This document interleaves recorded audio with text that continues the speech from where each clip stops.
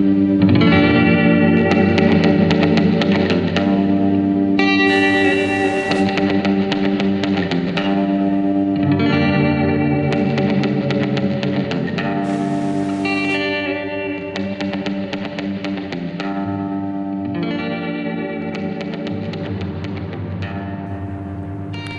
teachers in short supply, states ease job requirements. With teachers in short supply, states ease job requirements. With teachers in short supply, states ease job requirements. With teachers in short supply, states ease job requirements. So let's focus on no phrasal verbs in this one. Let's focus on to ease as a verb. States ease job requirements. So what could that mean, to ease something? Again, the headline from AP, Associated Press: with teachers in short supply, states ease job requirements. By Talia Richman or Rickman and Tricia Powell Crane. Again, these are names. I can't be certain if I'm pronouncing these correctly. I apologize to the two authors if they're incorrectly spoken. So here we go from the U.S. at least. It doesn't give a specific location. As schools across the South grapple with or deal with teacher shortages, many are turning to candidates without teaching certificates or formal training. Alabama administrators increasingly have hired educators with emergency certifications, often in low-income and majority black neighborhoods. Texas, meanwhile, allowed about 1 in 5 new teachers to sidestep certification last school year. In Oklahoma, an adjunct program allows schools to hire applicants without teacher training if they meet a local board's qualifications. And in Florida, military veterans without a bachelor's degree can teach for up to 5 years using temporary certificates. So we got two places, three states in the U.S. and a region, right? The South has schools across the South that deal with teacher shortages. Shortages meaning uma falta. They're lacking, they're missing, there's not enough. They mention Alabama, Texas, Oklahoma, Florida as well. And they're talking about different avenues to become a teacher. And back to the headline and our focus word, with teachers in short supply, states ease job requirements. So what could that mean, to ease requirements or ease restrictions, right? This word probably was in the news a lot as the pandemic evolved, and states or countries or cities or companies were thinking about their COVID restrictions and when or if to ease the pandemic restrictions. So again, states ease job requirements because of a shortage of teachers. What could that mean? What are they doing when they're easing something? Give me your thoughts.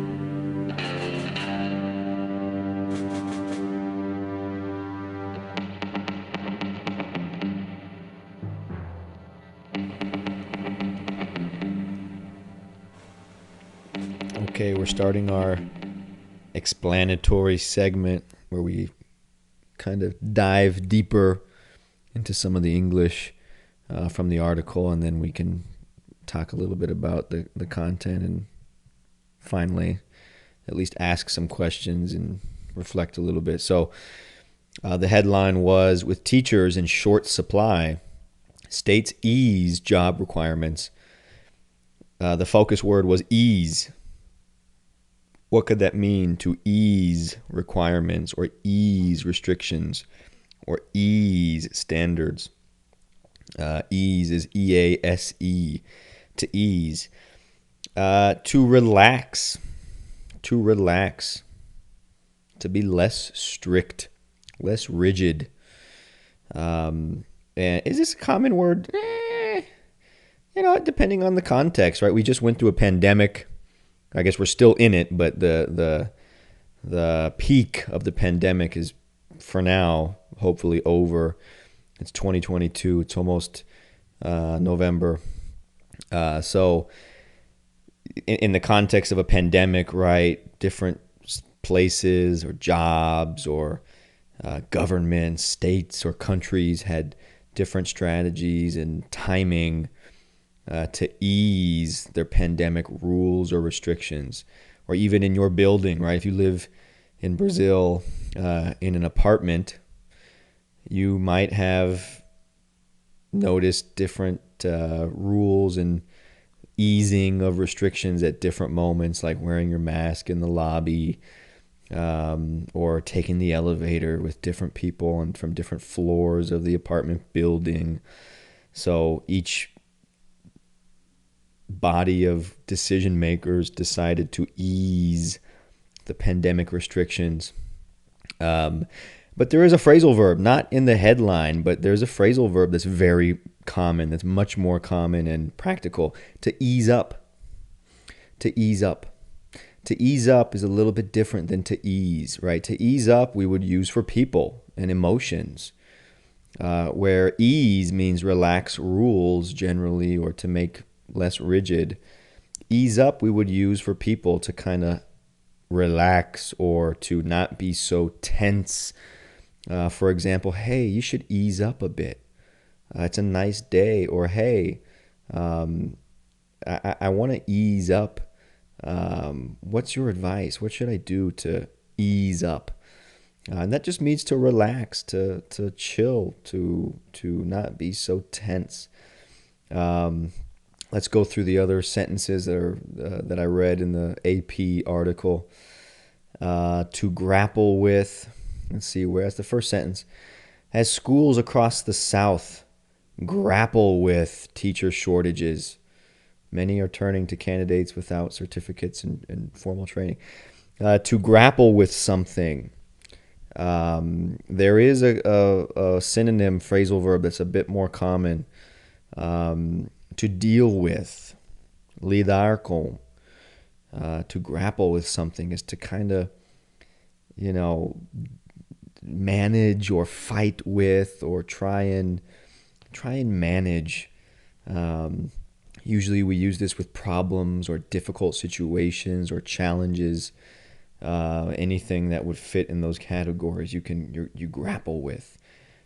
You can grapple with reality, and it means you're having a difficult time trying to manage or resolve.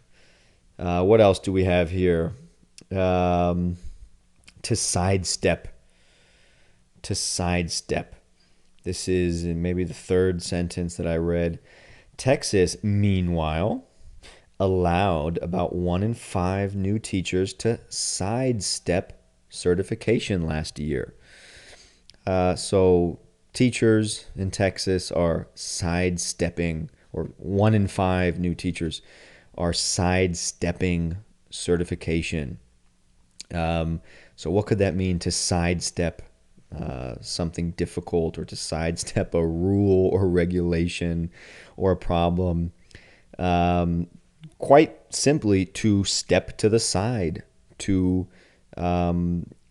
dodge, to avoid, to not have to do, in this case, right? To not have to get, or if it's rules, right? To not have to follow something. So to sidestep certification is, oh, nope, you don't have to get your certification. You can start teaching. That's how they mean it. That's what it means in this context. Anything else here? No, I don't think. There's the verb hire, hire, allow schools to hire applicants. That's just very different. I think this is a common word now, even in Brazil. But to hire is to contract, contratar. To hire, to fire. Fire would be the opposite, to release someone. Yeah, I didn't look at this article and see a lot of words that seemed quite difficult or so uncommon or unfamiliar or different from the Portuguese. So, but if there's anything I missed, please you can give me some feedback and let me know if you ever have a doubt that I don't talk about in any of these episodes. So, to the questions. Again, the questions are for reflection and connection to some topic that we can think about, through English. So it's important to not just hear something, right? It's important to kind of think about it and spend time connecting with it, because we're humans, and that's how our brain learns things. You have to connect to it. It has to have a meaning to you. So this headline is, so far just a headline, but let's kind of go through some questions to connect to you. The first one, decisions to put a teacher without traditional training in charge of a classroom involve weighing the trade-offs. So the question now is it better to hire uncertified candidates, even if they're not fully prepared or certified? Or is it better to instruct or teach children in classes that are crowded or led by substitute teachers? Again, is it better? This is your opinion to think about, your feelings and your thoughts. Is it better to hire uncertified candidates for teaching positions, even if they aren't fully prepared, or instruct or teach children in classes that are crowded and led by substitute teachers? So what do you think? That's kind of the whole idea of this article. There's areas in these places that don't have enough teachers. And why? That's a huge Pandora's box, but the simple answer is pay. We don't pay teachers a lot in the United States, especially public school teachers. So that's the short answer. Certainly there's a lot more that we could mention or talk about, but for now, that is the kind of point of the article. What do you do when you don't have enough teachers? Do you just make the salary higher? Do you pay more and hope to attract more people who are certified to teach? Maybe get people from private schools to come teach public schools? Or do you change the standards? Do you let teachers who are not certified or not with proper training or experience start teaching children in these neighborhoods? And again, these are in majority black neighborhoods. Low income would mean neighborhoods that the average salary for the parents is not high, it's low.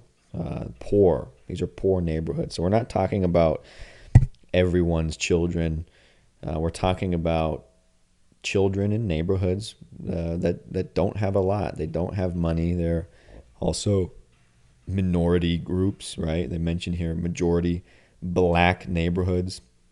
So that's part of at least to me, that matters. Do we let, as a society, do we let children who are black and brown and poor, do we let people teach them that don't have qualifications because they need teachers?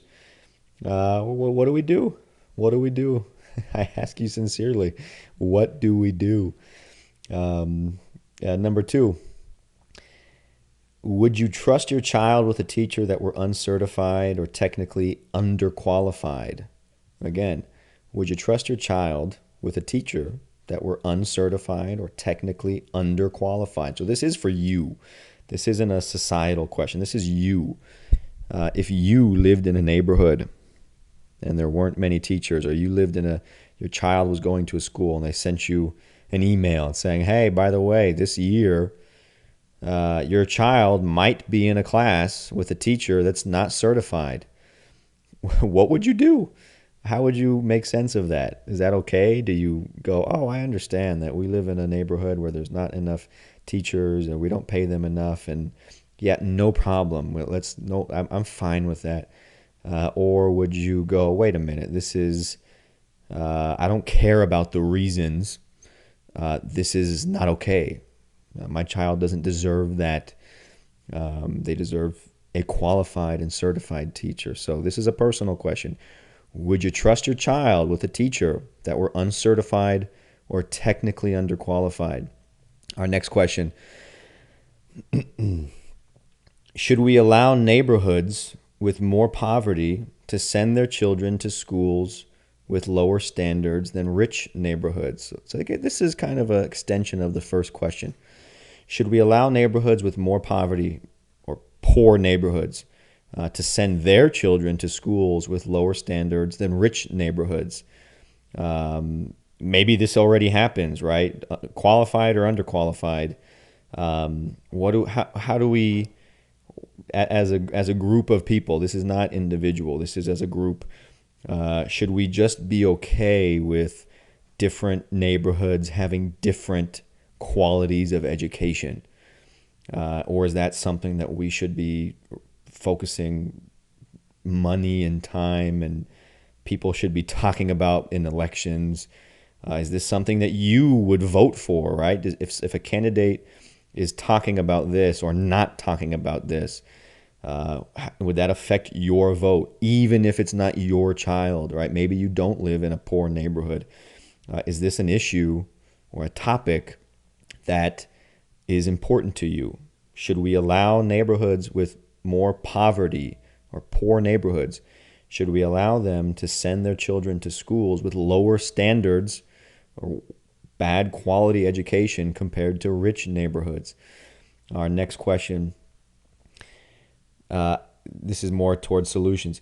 How can we increase equity in education where kids of rich families and kids of poor families can receive similar opportunities? Again, how can we increase equity in education where kids of rich families and kids of poor families can receive similar opportunities? In the U.S., right, if you go back some time, we used to have segregated schools, white schools and schools for black kids. And what was one of our solutions? Well, it was, you know what, we're going to make people mix.